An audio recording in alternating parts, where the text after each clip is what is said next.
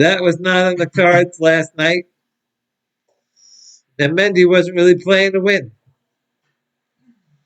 It is Saturday, April 25th, 2026. We are still in Flushing, Queens, New York, waiting to play the mid game versus the Colorado Rockies. Unfortunately, we have been rained out today, and we have a doubleheader tomorrow.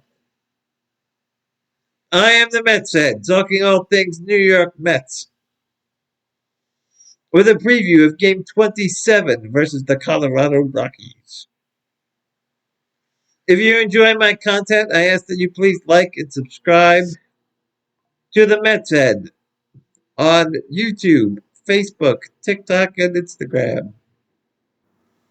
The Mets got on board the 7 train in the second inning with a double by Beatty, an infield hit by Vientos, and a ground out by Semien, bringing in Beatty. Peralta pitched great until the fifth. He got lucky with McCarthy stepping out of the box and being called out. But things even out when Doyle got a hit that bounced off the second base bag, a sure out. Then Moniak got a base hit, and Peralta pitched very carefully to Goodwin and walked him to load the bases. I think it was better to pitch carefully to him, see he is their best player, and take their chances with more experienced guys behind him. And then a ground out knocked in their run to tie the game.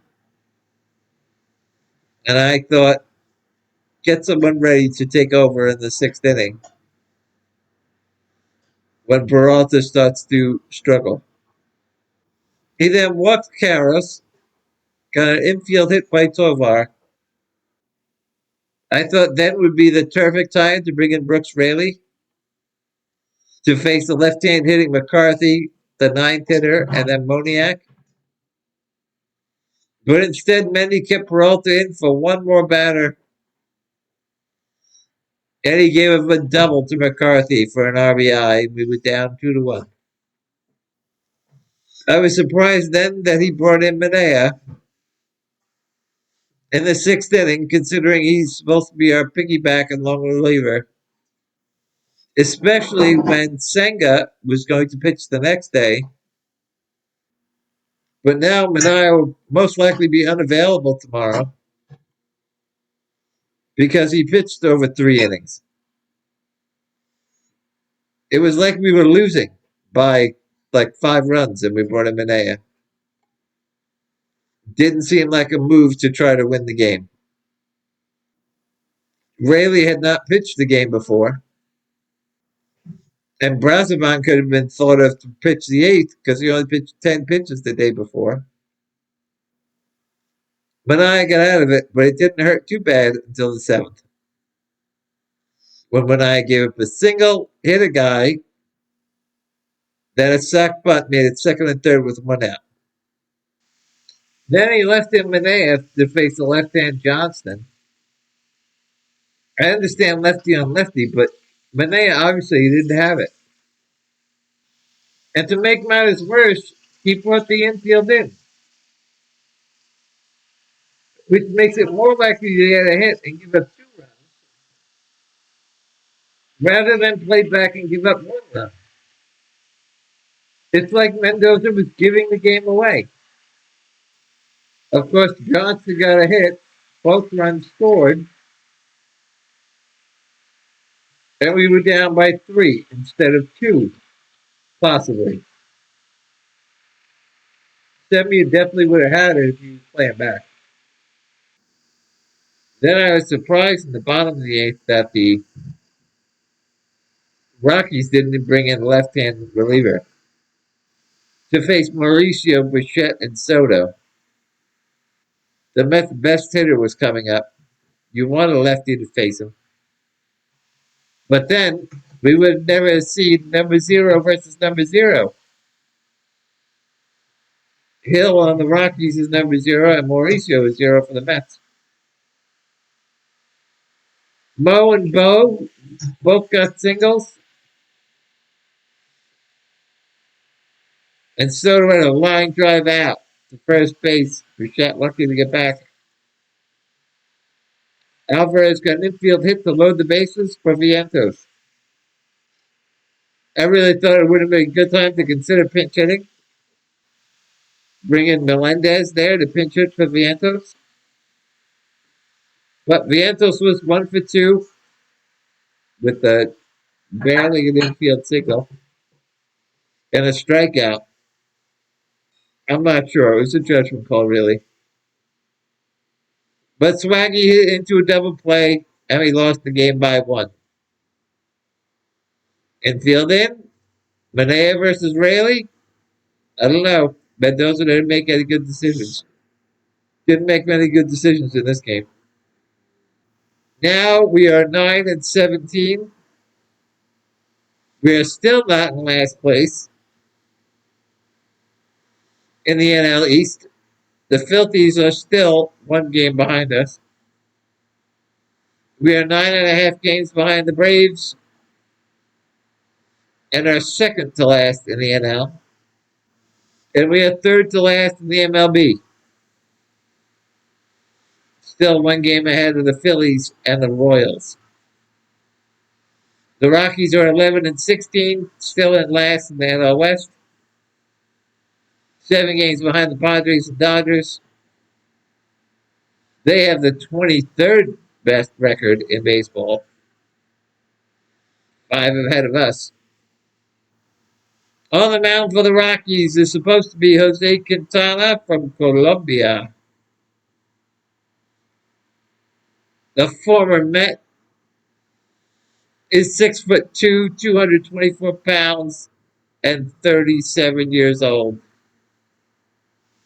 In his career, he has pitched 360 games.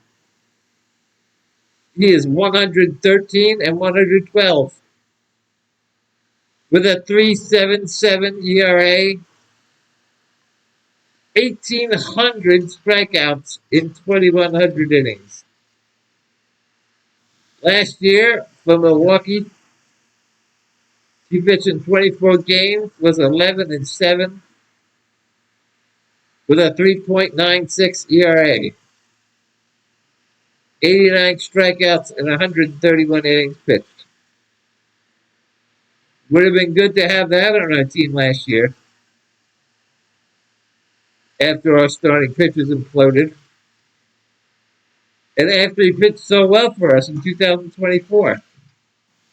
Quintana pitched in 31 games at a 3.75 ERA